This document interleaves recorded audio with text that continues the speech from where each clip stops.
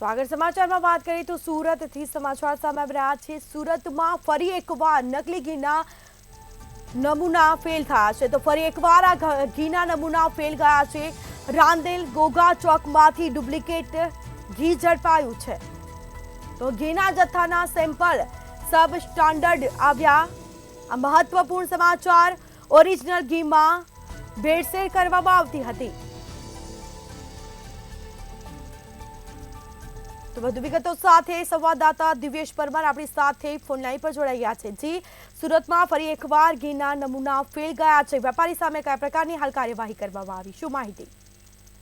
ચોક્કસથી જે પ્રકારે સુરતના રાંદેર વિસ્તારની આ ઘટના છે કે રાંદેર વિસ્તારમાં આવેલ જે ગોગા સર્કલ છે ત્યાંથી એક ઘીની દુકાન હતી કે જ્યાં ઓરિજિનલ ઘી છે તે વેચવામાં આવતું હતું, પરંતુ આ ઘી જે છે તેના સેમ્પલ લેવામાં આવ્યા હતા અને સેમ્પલમાં સામે આવ્યું હતું કે ઘી શુદ્ધ નથી, પરંતુ જે કહી શકાય કે ઓરિજિનલ ઘીની સામે જે વેજીટેબલ ઓઇલ છે તે હળદર અને કેમિકલનું મિશ્રણ જે છે તે કરી અને ઘી વેચવામાં આવતું હતું। આ સમગ્ર મામલે રાજેશ પટેલ નામના એક વ્યક્તિની પણ ધરપકડ કરવામાં આવી છે, કારણ કે સુરત મહાનગરપાલિકાના આરોગ્ય વિભાગ દ્વારા રાંદેર જે પોલીસ મથક હદ વિસ્તારમાં જે દુકાન આવેલી હતી ત્યાંથી 225 કિલો શંકાસ્પદ ઘીનો જથ્થો જપ્ત કર્યો હતો।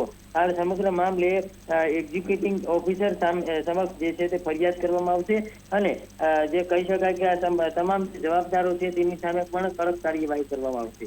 જી, કેટલા સમયથી આ ભેળસેળ યુક્ત ઘી બનાવવામાં આવતું હતું ને લોકોને વેચાતું હતું?